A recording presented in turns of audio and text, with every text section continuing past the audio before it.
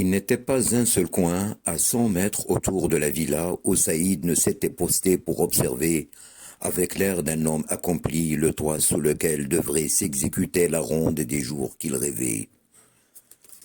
Il en était foudroyé de bonheur et souriait béatement en s'imaginant rentrant de travail le soir, le regard levé sur le balcon fleuri où Leïla serait à l'attendre en lui soufflant des baisers en façon d'accueil. La vie lui apparaissait désormais plus belle qu'il ne l'avait cru naguère à travers les formes indécises de l'espoir.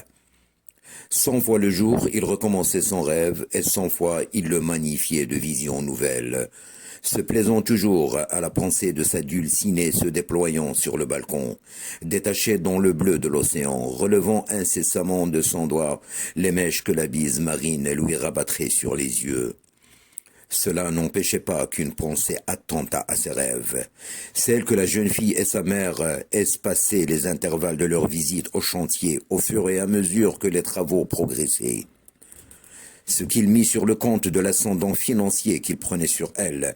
et qui devait heurter la conscience de leur rang, celle de Jeannette surtout, qui lui faisait un temps l'aumône de requérir ses services d'instituteur, en le payant peu ou prou, à moins que ce ne fût, présumait-il, en nature. Il se cabra alors en pensée à l'idée qu'il prenait sa revanche sur le destin, se persuadant qu'il était la perle des hommes et qu'il avait franchi un seuil de fortune dont il avait à tenir en respect hommes et femmes.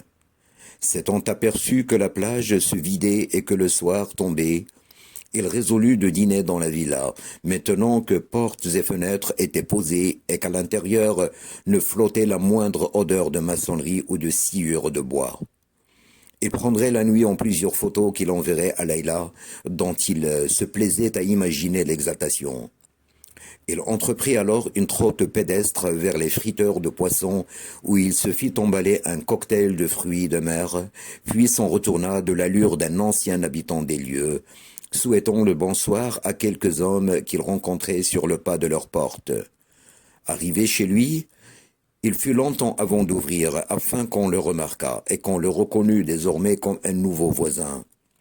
Mais dès qu'il eut poussé le portail, une voix de femme cria un « S'il vous plaît !» d'un ton si suppliant qu'en se retournant, il crut avoir affaire à une de ces femmes qui pratiquaient la mendicité déguisée.